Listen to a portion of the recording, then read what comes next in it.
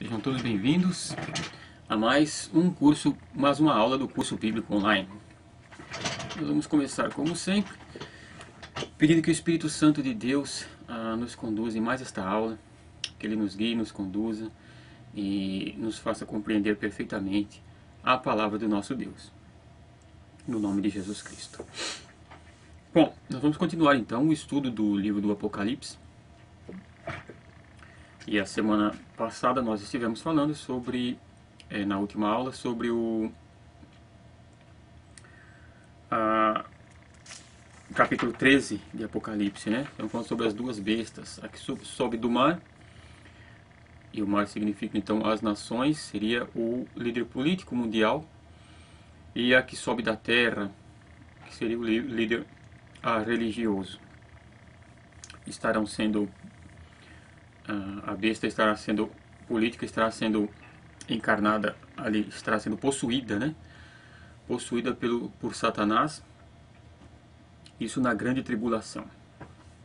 Bom, no capítulo 14, que vamos estar estudando hoje, há o último intervalo, o último parênteses para o desenrolar ali, então, da história, do que está acontecendo, o final da história, né? Nós sabemos que Deus, Ele faz o fim desde o princípio. Deus é eterno e Ele vive em eternidade.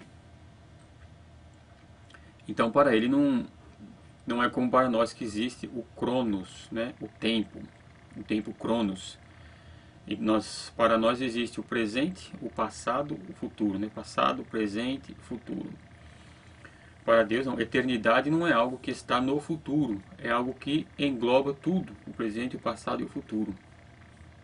Então a eternidade não está lá no futuro, a eternidade ela é um todo. E Deus, Ele é eterno, vive na eternidade. Então, Ele faz o fim das coisas desde o princípio. Por isso, este curso bíblico, como já disse, só para relembrar, nós começamos estudando o livro do Apocalipse, para que nós tenhamos uma ideia mais geral a respeito do fim das coisas, do futuro da igreja, né? Porque quando nós começamos do livro de Gênesis, nós vamos levar um bom tempo para estudar toda a Bíblia, né? Então, quando se começa lá do Gênesis, vai demorar para a pessoa entender o desenrolar da história, e às vezes em meio a algumas histórias que se vê na Bíblia, em meio a algumas coisas que acontecem, pode haver uma certa confusão, e então as pessoas começam a se questionar, né? Por que isso? Por que daquilo? Será que a Bíblia é mesmo a palavra de Deus? Porque parece que há uma confusão aqui ou há uma confusão lá, porque as pessoas não sabem o fim da história, né? Então é por isso o motivo que nós começamos o livro de Apocalipse, o livro das revelações finais da história. História humana, história aqui na Terra. História da Igreja, das Nações e de Israel. E daqueles também que serão lançados no inferno para sempre. Então no capítulo 14, vai começar dizendo assim no versículo 1. Olhei, e eis o Cordeiro em pé sobre o monte Sião, e com ele 144.000, tendo na fronte escrito o seu nome e o nome de seu pai. Ouvi uma voz do céu, como voz de muitas águas, como voz de grande trovão. Também a voz que ouvi era como de arpistas, quando tangem a sua harpa. Entoavam novo cântico diante do trono, diante dos 4 seres viventes e dos anciãos. E ninguém pôde aprender o cântico, senão os 144.000 que foram comprados da terra. São estes os que não se macularam com mulheres, porque são castos. São eles os seguidores do Cordeiro, por onde quer que vá. São os que foram redimidos dentre os homens, primícias para Deus e para o Cordeiro. E não se achou mentira na sua boca, não tem mácula. Então nós vemos que nós havíamos visto alguns capítulos atrás aqui, que Deus havia marcado 144.000 de cada tribo, né? Que não são esses 144.000 aqui, são outros 144.000, né? Aquelas 144.000 de 12.000 de cada tribo que nós vimos, são de cada tribo de Israel 144.000, está no capítulo 7, né? Que diz, nós vamos voltar lá para nós entendermos bem. Diz assim, olha, no capítulo 7. Depois disto vi 4 anjos em pé nos 4 cantos da terra, conservando seguros os 4 ventos da terra, para que nenhum vento soprasse sobre a terra, nem sobre o mar, nem sobre árvore alguma. Vi outro anjo que subia do nascente do sol, tendo o selo do Deus vivo, e clamou em grande voz aos 4 anjos, aqueles aos quais fora dado fazer dano à terra e ao mar, dizendo: Não danifiqueis nem a terra, nem o mar, nem as árvores, até selarmos na fronte os servos do nosso Deus. Então vi o número dos que foram selados, que era 144.000, de todas as tribos dos filhos de Israel. E aí vai dizendo o nome das tribos, né? 12.000 de cada um. Então você veja, esses 144.000 aqui, de cada tribo, não cita aqui, por um exemplo, que eram homens virgens, que não se contaminaram com mulher. Esse aqui é um grupo do povo de Israel, que irá continuar aqui na terra, que serão salvos e continuarão para cumprir as promessas do Antigo Testamento que Deus fez a Abraão, Isaac e Jacó, prometendo-lhes a terra, aquela terra ali, perdão, da Palestina, aquela terra que Deus deu ao povo de Israel, que é hoje a nação de Israel. Toda aquela terra Deus deu a Israel. Então o que acontece? Todas as tribos estarão ali. E a promessa, das promessas que Deus fez, que o seu reino seria para sempre, que Davi estaria reinando ali. Davi irá realmente vir com Cristo no reino milenar, perdão, viver aqui, reinar aqui com Cristo, e será como que um príncipe regente no reino de Cristo, ok? Então esses 144.000 aqui são os que sobrarão de Israel, que estarão lá para povoar Israel, para estar em todo aquele lugar ali, onde Deus prometeu, a terra de Israel, né? Que é um só Deus, a terra deles e o rei que estará com eles, que será Cristo, e Davi como o príncipe regente. Fora estes, nós veremos aqui no capítulo 14 mais 144.000. Estes são homens que estarão com o Cordeiro aonde? Lá no Monte Sião. Estes estarão resistindo ao anticristo na grande tribulação. São aqueles que enfrentarão os exércitos, enfrentarão o anticristo, e quando o Cristo voltar, eles estarão lá com ele. Então Cristo estará lá no Monte Sião, e os 144.000 estarão lá resistindo ao exército do anticristo, resistindo aos exércitos da terra que estarão contra Israel. Então você vê que está escrito que 144.000, tendo na fronte escrito o seu nome e o nome de seu pai. Esses também são selados na fronte, tendo o nome de Cristo e o nome do Pai. E aí o João fala que ele viu no céu também, né? Ouviu uma voz do céu, como voz de muitas águas e de trovão. E aí diz que os 144.000 entoavam um novo cântico diante do trono, diante dos 4 seres viventes e dos anciãos. Lembra-se como é o louvor no céu, né? Estão ali os 4 seres viventes em volta do trono de Deus. Estão os 24 anciãos que estão ali em volta do trono, e a multidão de anjos, e a igreja que já está no céu também está diante de Deus. E diz assim: ninguém pôde aprender o cântico senão os 144 mil que foram comprados da terra. Então eles ouviram esse cântico e aprenderam, e ninguém mais pôde aprender. Você vê que há aqui uma diferença que Deus faz entre os povos, claramente, né? Você vê que ninguém pôde aprender o cântico, somente os 144 mil. Por quê? Porque nós vemos no decorrer das Escrituras, no decorrer da Palavra de Deus, que Deus faz o quê? Tem povos diferentes para propósitos diferentes de Deus, né? Então, por isso que nós insistimos em não confundirmos a igreja com Israel e nem com as nações gentílicas, né? E aqui nós vemos outros grupos, né? Os grupos dos 144 mil, e depois vamos ver o grupo dos mártires também, que morrem na tribulação, é um outro grupo. E cada grupo desse tem a sua específica, como se fala, Deus escolheu eles para algo específico, né? Então você veja, no versículo 4 aqui do capítulo 14, ele diz assim: são estes os que não se macularam com mulheres, porque são castos. Em algumas versões são virgens, né? São eles os seguidores do Cordeiro, por onde quer que vá. Então estes, no reinado de Cristo, estarão seguindo Cristo, o Rei, onde quer que ele vá, eles estarão, né? Com ele. Por um exemplo, no reino milenar, nós, a igreja, estaremos governando o universo.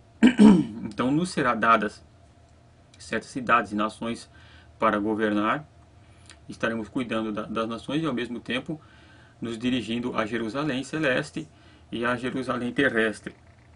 Mas estes estarão, por onde quer que o Cordeiro vá, eles irão com ele.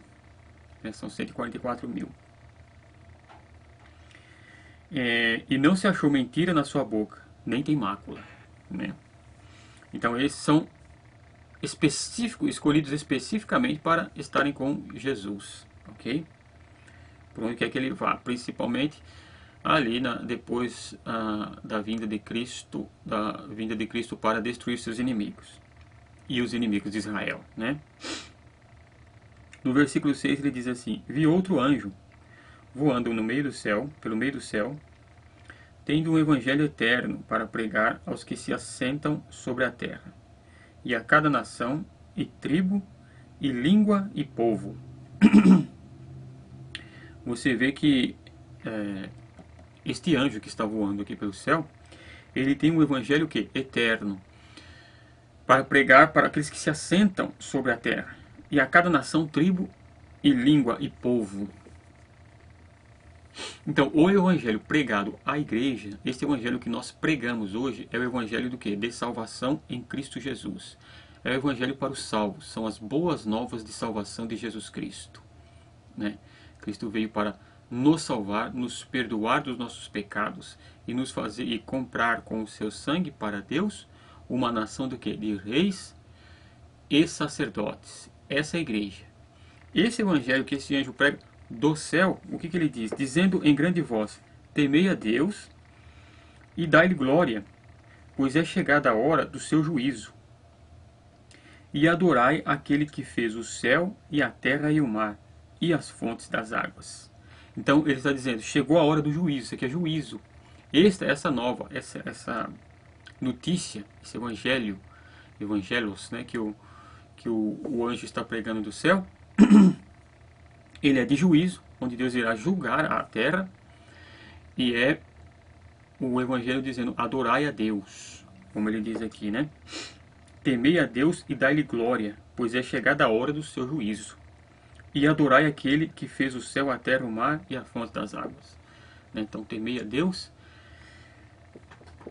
e dai-lhe glória, e adorai aquele que criou todas as coisas. Então esse é o evangelho, porque chegou o que? A hora do juízo. Esse evangelho do anjo no céu é o evangelho de juízo. Já não é o evangelho de salvação como nós pregamos hoje, né? Então, depois no versículo 8 ele continua dizendo: seguiu-se outro anjo o segundo, né? Dizendo: caiu a grande Babilônia, que tem dado a beber a todas as nações do vinho da fúria da sua prostituição. Seria a queda do Império Romano, que vai ressurgir, né? Então a cidade vai se acabar, vai cumprir aquilo que o anticristo quer, depois destruirão ela. No versículo 9 diz: seguiu-se a estes outro anjo, o terceiro, dizendo em grande voz: se alguém adora a besta e a sua imagem, e recebe a sua marca na fronte ou sobre a mão, também esse beberá do vinho da cólera de Deus, preparado sem mistura, do cálice da sua ira, e será atormentado com fogo e enxofre, diante dos santos anjos e na presença do Cordeiro. A fumaça do seu tormento sobe pelos séculos dos séculos, e não tem descanso algum, nem de dia e nem de noite. Os adoradores da besta e da sua imagem, e quem quer que receba a marca do seu nome. Aqui está a perseverança dos santos, os que guardam os mandamentos de Deus e a fé em Jesus. Então você veja, aqui o terceiro anjo diz que chegou a hora do juízo, né? Ele diz que se alguém, porque caiu a Babilônia, a cidade sede do império do anticristo, né, que será a Roma, se levantará. Então o que acontece? Cai a cidade e diz, e o anjo diz também, todo aquele que recebeu a marca da besta, tanto na sua fronte como na sua mão, também esse vai receber o castigo, beberá do cálice de Deus preparado sem mistura. O cálice de Deus, aqui neste caso, é o cálice da ira, é a ira de Deus, porque nós vivemos hoje, claro, na dispensação da graça, estamos na graça de Deus, né, vivendo a época da graça, e então aqui é a época da ira, quando a ira de Deus é despejada sobre os homens. Então ele vai despejar a sua ira tanto sobre a Babilônia, espiritualmente chamada, né, como sobre todos aqueles que receberam a marca da besta e adoraram a imagem da besta, adoraram a besta, como nós falamos em algumas aulas atrás, né, e na aula passada também, a questão da adoração dos governantes, a adoração daqueles que estão no poder, que irá voltar fortemente no império do anticristo. Então o que acontece? Todos aqueles que adoraram, que vão adorar a besta, o anticristo, também receberão o castigo de Deus, receberão a ira. E diz assim, será atormentado com fogo e enxofre diante dos santos anjos e na presença do Cordeiro. Então, diante dos santos anjos e diante do Cordeiro, essas pessoas serão atormentadas com fogo e enxofre. Isto é o simbolismo do grande sofrimento que eles irão estar passando ali para sempre, né? Diz assim, a fumaça do seu tormento sobe pelos séculos dos séculos, e não tem descanso algum, nem de dia nem de noite, os adoradores da besta e da sua imagem, e quem quer que receba a marca do seu nome. E depois ele fala, aqui está a perseverança dos santos, os que guardam os mandamentos de Deus e a fé em Jesus. São aqueles salvos da tribulação em Israel, né, que estarão ali guardando os mandamentos de Deus e o testemunho de Jesus, que não receberão a marca da besta. Mas todos aqueles que recebem estarão sendo atormentados pelos séculos dos séculos. Nunca terão descanso do seu tormento, né? Às vezes nós como igreja, nós sentimos um pouco disso, as tribulações que passamos aqui, e às vezes pensamos que essas tribulações são para sempre, né? Mas o apóstolo Paulo diz assim, que as tribulações que passamos aqui na terra não dá para se comparar com a glória que nos está revelada nos céus, né? Então essas pessoas que adoram a besta são pessoas são vasos de ira não escolhidos por Deus, que irão realmente aceitar a marca da besta em troca de uma boa vida aqui, em troca de um bom momento aqui, e adorarão a besta e o anticristo. Por isso eles serão atormentados pelos séculos dos séculos. Ok? Continuando no versículo 13, ele diz assim: Então ouvi uma voz do céu, dizendo: Escreve, bem-aventurados os mortos, que desde agora morrem no Senhor. Sim, diz o Espírito, para que descanse das suas fadigas, pois as suas obras os acompanham. Então, aqui está uma outra, um consolo para nós que vivemos aqui na Terra, e algo mais dolorido para nós, desde já, que essa palavra tanto vale para aqueles que morrem na tribulação, como para os que morrem agora em Cristo, né? Que morrem no Senhor, né? A separação que nos causa dor, que nos causa sofrimento e tristeza, ela é amenizada pelas palavras do Evangelho, pelas palavras do Senhor. E o João diz assim o seguinte: então eu ouvi uma voz do céu dizendo, escreve, né? Bem-aventurados os mortos, que desde agora morrem no Senhor. Essas pessoas que morrem em Cristo são bem-aventuradas. E o porquê? Porque você veja, essas pessoas, ou seja, nossos avós, pais, nossos familiares que se vão em Cristo, que morrem no Senhor, neste exato momento, estão diante de Deus, estão diante do Cordeiro de Jesus Cristo, estão diante dos 24 anciãos que estão ali, estão diante dos seres viventes, estão diante dos anjos, são a igreja no céu, a igreja de Cristo no céu. Então veja que eles são bem-aventurados, porque já estão com o Senhor, já estão desfrutando desta glória, já estão desfrutando da bênção que é estar no céu, né? Nós imaginamos, por exemplo, quantas pessoas estão chegando a esse momento no céu, e a festa que está sendo lá, estão revendo familiares, estão revendo pessoas que morreram no Senhor também, que estão diante de Deus, estão conhecendo pessoas que estão lá no céu, estão diante do Senhor, né? Então eles são bem-aventurados,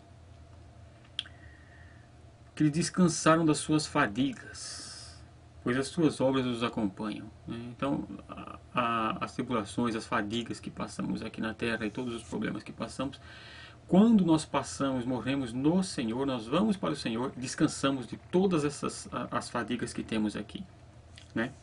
Então são o que? Bem-aventurados.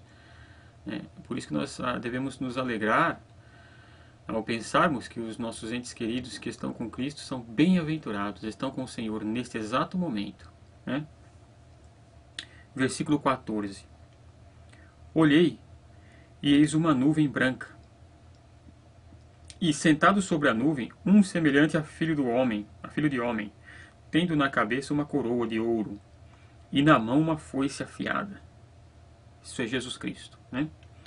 Outro anjo saiu do santuário, gritando em grande voz, para aquele que se achava sentado sobre a nuvem: Toma a tua foice e ceifa, pois chegou a hora de ceifar, visto que a seara da terra já amadureceu. E aquele que estava sentado sobre a nuvem passou a sua foice sobre a terra, e a terra foi ceifada. Então aqui começa o juízo, né? Já está o juízo do Cordeiro de Deus. E aí no versículo 17 ele continua dizendo: Então saiu do santuário que se encontra no céu. Veja que, só um parêntese aqui, no céu há um santuário semelhante àquele que Deus mandou Moisés construir aqui na terra. Aquele era uma cópia do santuário que há no céu, né? É uma cópia. Então por isso que João sempre fala: saiu do santuário, saiu do templo de Deus, no céu, né? O santuário de Deus. Aí ele diz assim: o santuário que se encontra no céu. Outro anjo, tendo ele mesmo também uma foice afiada. Então o Cordeiro, o Filho de Deus, Jesus Cristo, tem uma foice, e o anjo também. Saiu ainda do altar outro anjo, aquele que tem autoridade sobre fogo, e falou em grande voz ao que tinha a foice afiada, dizendo: Toma a tua foice afiada e ajunta os cachos da videira da terra, porquanto as suas uvas estão amadurecidas. Então o anjo passou a sua foice na terra, e vindimou a videira da terra, e lançou-a no grande lagar da cólera de Deus. E o lagar foi pisado fora da cidade, e correu sangue do lagar até os freios dos cavalos, numa extensão de 1.600 estádios.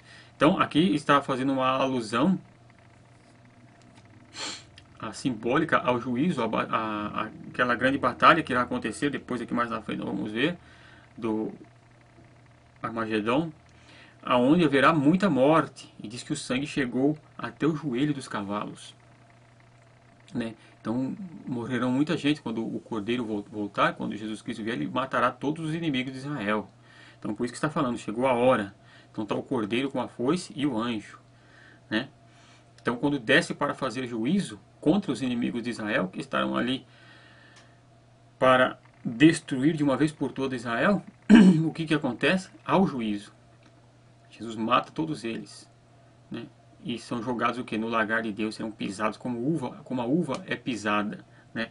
Essa linguagem simbólica que João usa, né, no livro de Apocalipse, sobre videira, sobre seara, sobre todas essas coisas, sempre falando do julgamento de Deus aqui na terra, ceifando, cortando, pisando, né? Porque quando se colhe a uva para fazer o vinho, principalmente que nessa época, quando não se tinha os maquinários que se tem hoje para a produção do vinho, a uva era pisada com os pés, né? Então colocava-se a uva no lagar, que era o lugar onde se pisava a uva, e se pisava ali para extrair o suco da uva e depois então deixar fermentar para fazer o vinho, né?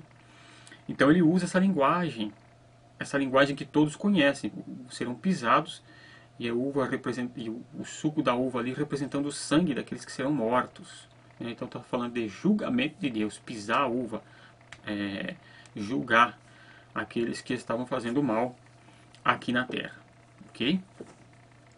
Então você vê que aqui nesse intervalo João começa a ver as coisas do fim. E aí João volta dizendo o seguinte, no capítulo 15: Vi no céu outro sinal, grande e admirável, 7 anjos, tendo os 7 últimos flagelos, pois com estes se consumou a cólera de Deus. Então você vê, nós vemos aqui que Deus está punindo a terra, e a terra irá experimentar a cólera de Deus. Nós vemos todos os outros flagelos até agora, né? E aqui são os últimos 7 flagelos, onde diz que com estes consumou a cólera de Deus. Então Deus despejou toda a ira que nós dizemos hoje, quando nós vemos tanta injustiça, tantas coisas ruins acontecendo na terra, os homens maus vivendo uma vida muito boa, né? E as pessoas fazendo o mal e se saindo até bem. Então isso está completando a cólera de Deus. E aí a hora de Deus punir e julgar esses povos será com todos esses flagelos, né?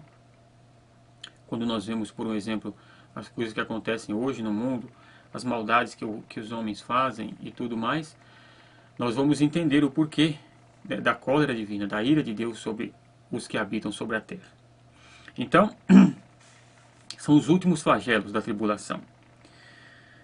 Então no versículo 2 diz assim: Vi como que um mar de vidro mesclado de fogo, e os vencedores da besta, da sua imagem, e do número do seu nome, que se achavam em pé no mar de vidro, tendo harpas de Deus. E entoavam o cântico de Moisés, servo de Deus, e o cântico do Cordeiro, dizendo: Grandes e admiráveis são as tuas obras, Senhor Deus, Todo-Poderoso. Justos e verdadeiros são os teus caminhos, ó Rei das nações. Quem não temerá e não glorificará o teu nome, ó Senhor? Pois só tu és santo. Por isso todas as nações virão e adorarão diante de ti, porque os teus atos de justiça se fizeram manifestos. Então, João olha e vê ali como que um mar de vidro mesclado com fogo. É mais ou menos parecido com o que ele vê. Porque algumas coisas são indescritíveis. Então João diz em linguagem humana mais ou menos como são as coisas. Vi como que um mar de vidro mesclado de fogo. E os vencedores da besta, da sua imagem, do seu nome e do seu nome. Aqueles que venceram a besta, que não foram marcados, que passaram pela tribulação e não foram marcados. E eles cantavam o quê? O cântico de Moisés e do Cordeiro. Você veja que ali está Israel e os mártires da tribulação, né? O cântico de Moisés, que é a lei, e do Cordeiro, que está ali, os mártires que morrem na tribulação. E diz assim, entoavam o cântico de Moisés, né? E é esse cântico, às vezes, muitas vezes, é até feito o cântico para se cantar nas congregações, nos hinos, né? Que diz assim, que entoava um grande cântico, dizendo: grandes e admiráveis são as tuas obras, Senhor Deus Todo-Poderoso, justos e verdadeiros são os teus caminhos, ó Rei das Nações. Quem não temerá e não glorificará o teu nome, ó Senhor? Por isso tu és santo. Por isso todas as nações virão e adorarão diante de ti, porque os teus atos de justiça se fizeram manifestos. Então, o que acontece aqui? Veja, todas as nações virão para adorar aos pés de Cristo, aos pés de Deus, do Senhor. Onde? Então, as nações virão. Virão até onde? Virão até a Jerusalém aqui da terra. Irão até Israel. No reino do milênio, todas as nações virão trazer para Deus o seu agradecimento, a glória das nações, como se fala, os seus tesouros irão trazer em agradecimento a Deus até Israel, aonde terá ali o reino de Cristo, como o rei, o cordeiro, os 144 mil, ali será o centro da terra, e a Jerusalém celeste, o centro do universo. Nós vamos ver isso mais para frente. Então, por isso que ele diz que todas as nações virão adorar ao Senhor.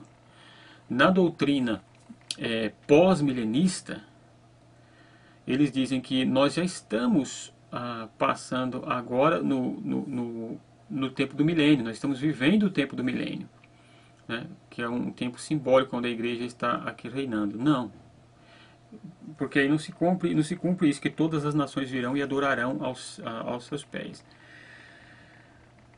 Virão e adorarão diante de ti, né? Todas as nações. Hoje nós sabemos que não há nações que venham adorar ao Senhor, nem Israel, nem lugar nenhum. Diante de Deus eles não vão adorar. Mas isso irá se cumprir quando, então? Depois da tribulação, né? Então João viu esse mar de vidro e em pé lá os que venceram a besta. Depois destas coisas, olhei, versículo 5, e abriu-se o céu, o santuário do tabernáculo do testemunho.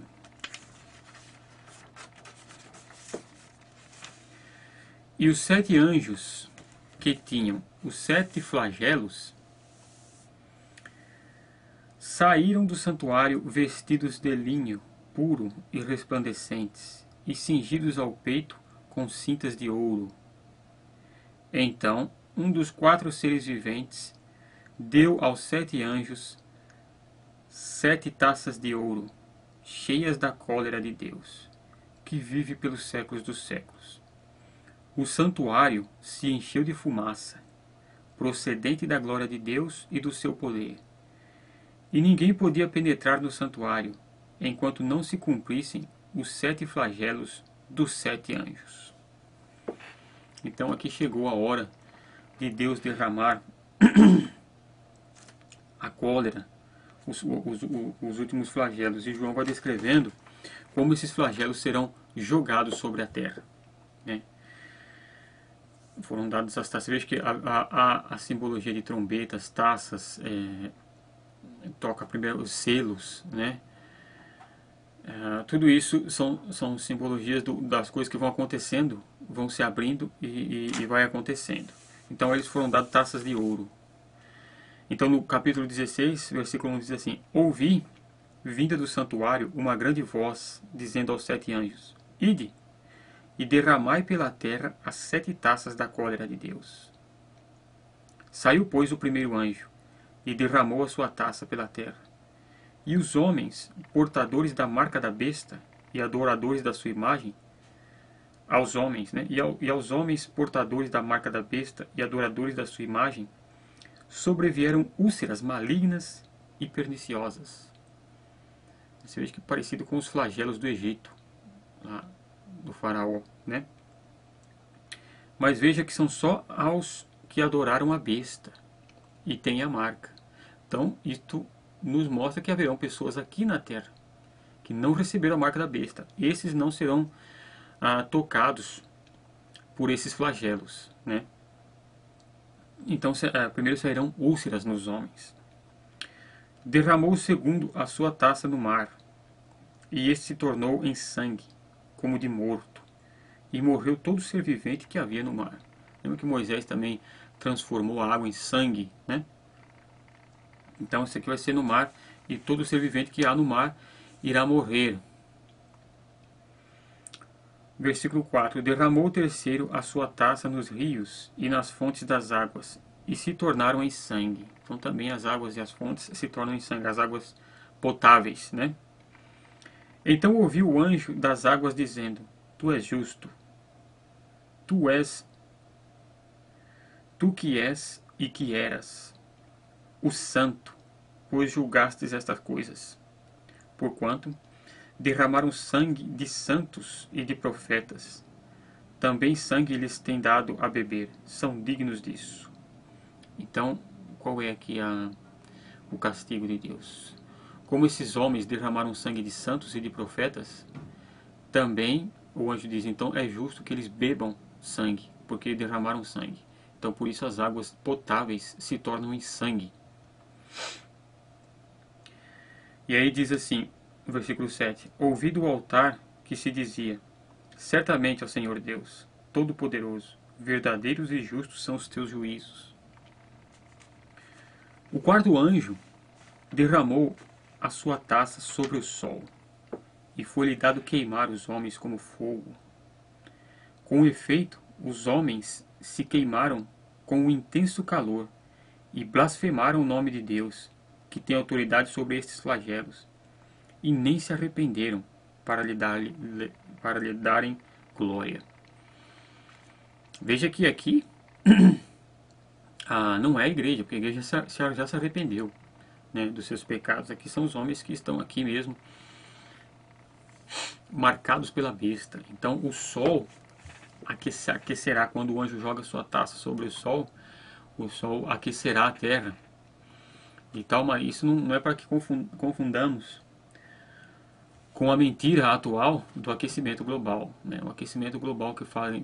Por isso muitas pessoas são enganadas hoje, porque seguem a grande mídia, seguem o que dizem esses jornais, o que dizem essas pessoas mentirosas a respeito de aquecimento global, que o homem está causando aquecimento global, que o homem está fazendo isso, que o homem está fazendo aquilo. Isto é mentira, né? Há provas suficientes de que não existe aquecimento global, de que o homem não tem poder de mudar a temperatura da Terra. Somente a Deus é dado, somente Deus tem esse poder. Mas esses homens malignos, né, como querem controlar o mundo, né, como nós já dissemos que há realmente, mais ou menos são 300 famílias que controlam os governos do mundo.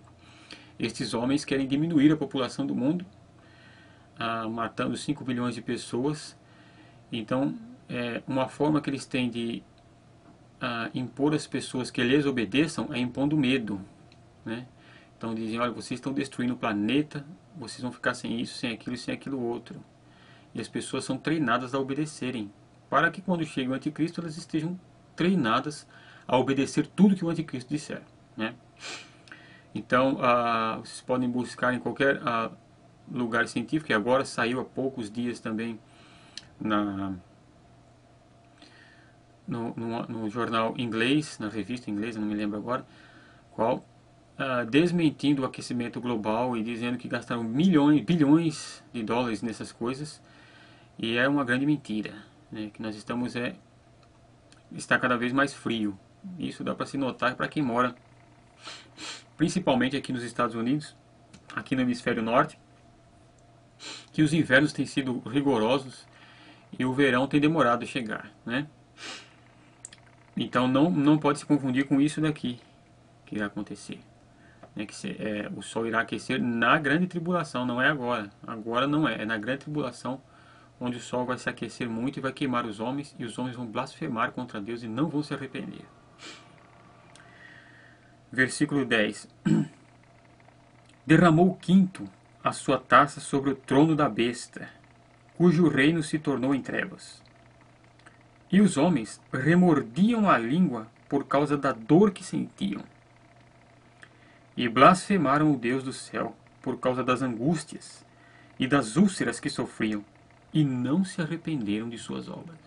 Você veja que aqui não pode ser, a igreja não pode estar aqui. Né? Você veja que os homens sofrem de úlceras, vão se morder de dor, porque o quinto anjo derrama a sua taça sobre o trono da besta. Então o seu reino se torna em trevas. Aquele reino que a princípio era prometido, né? Como todos os governantes hoje prometem o paraíso aqui na Terra, que é uma mentira, né? Principalmente o movimento comunista, que já matou mais de 100 milhões de pessoas no século passado e querem se justificar isso por um futuro governo de maravilhas e paraíso na Terra. Isso tudo é uma grande mentira, é maligno. Isso é algo de Satanás, né? Então, esse reino se torna em trevas e os homens se mordem, mas não se convertem, blasfemam contra Deus. Depois no versículo 12 diz assim: derramou o sexto a sua taça sobre o grande rio Eufrates, cujas águas secaram, para que se passasse o caminho dos reis que vêm do lado do nascimento do sol. Então vi sair da boca do dragão, da boca da besta e da boca do falso profeta 3 espíritos imundos, semelhantes a rãs. Porque eles são espíritos de demônios, operadores de sinais, e se dirigem aos reis do mundo inteiro, com o fim de ajuntá-los para a peleja do grande dia do Deus Todo-Poderoso. Eis que venho como vem o ladrão, bem-aventurado aquele que vigia e guarda suas vestes, para que não ande nu e não se veja sua vergonha. Então os ajuntaram no lugar que em hebraico se chama Armagedon. Então você vê que esse anjo, ele joga a taça da ira no rio Eufrates para que o rio se seque.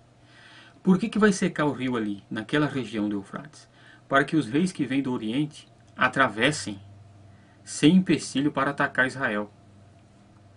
Mas quem que faz isso?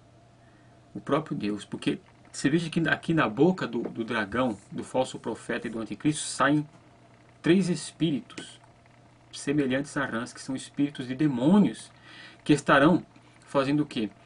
Estarão indo aos reis, às nações, e convencendo eles a lutar contra Israel.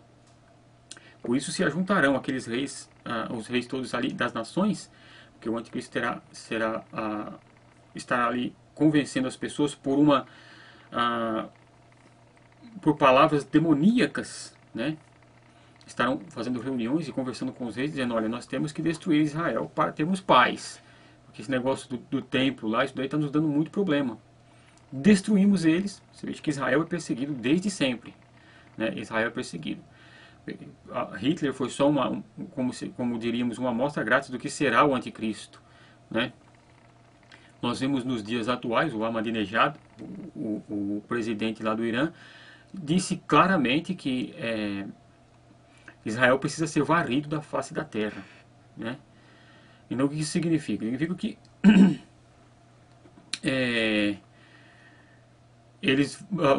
essa ira contra Israel, contra o povo de Deus, vai crescendo cada vez mais até o anticristo, né? O homem fala isso na TV e a mídia não fala nada contra ele, ou quase nada, né? Eu tenho a oportunidade de conversar com algumas pessoas que são de Israel. Uma casa que eu trabalho na casa de uma israelita, e tenho a oportunidade de conversar com ela e com alguns parentes delas que vêm de Israel passear aqui nos Estados Unidos. E um dos sobrinhos dela me disse que ele vive em uma vila que fica de fronteira, uma vila próxima à fronteira, mas é uma vila do interior. Nessa vila que ele vive no interior, toda semana eles prendem um terrorista. Eles têm ódio de Israel, né? Então o anticristo fará isso. Ele seduzirá os reis com palavras demoníacas para lutarem contra Israel. Por isso o rio Eufrates seca, para que os exércitos passem para atacar Israel. E aí estarão lá no Monte Sião quem? Os 144 mil, quando Cristo voltar. Eles estão resistindo os exércitos. No versículo 17. Então derramou o sétimo anjo a sua taça pelo ar, e saiu grande voz do santuário, do lado do trono, dizendo: feito está. E sobrevieram relâmpagos, vozes e trovões, e ocorreu grande terremoto, como nunca houve igual, desde que há gente sobre a terra. Tal foi o terremoto forte e grande. E a grande cidade se dividiu em 3 partes, e caíram as cidades das nações. E lembrou-se Deus da grande Babilônia, para dar-lhe o cálice do vinho do furor da sua ira. Todas as ilhas fugiram, e os montes não foram achados. Também desabou do céu sobre os homens grande saraiva, como pedras que pesavam cerca de 1 talento. E por causa do flagelo da chuva de pedras, os homens blasfemaram de Deus, porquanto seu flagelo era sobremodo grande. Então, nós vemos aqui, só um momentinho,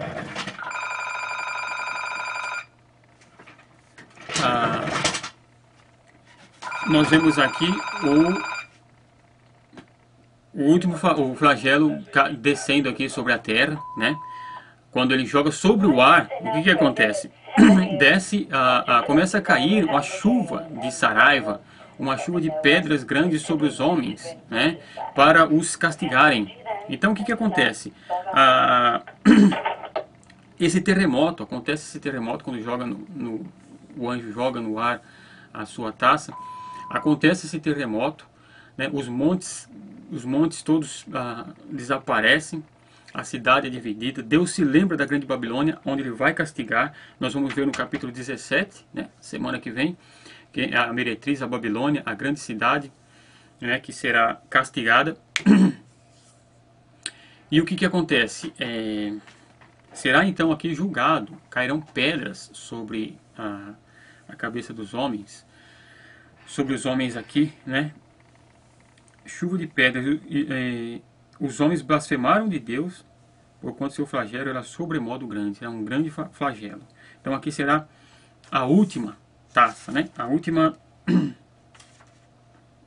não, a penúltima, né? A sexta, né? O sexto anjo derramou a sua taça.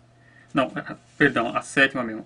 Derramou o sétimo anjo a sua taça, que é a última taça, onde se consome, então, a ira de Deus, a cólera de Deus. E depois será castigada também a grande Babilônia, a terra em que Deus estará destruindo, ok? Então, nós vamos ficar por aqui hoje, né? Já nos estendemos um pouco aqui. E se vocês tiverem alguma dúvida, vocês podem escrever no blog do seminário ali, no fórum do seminário ali, do curso bíblico, né? Vocês podem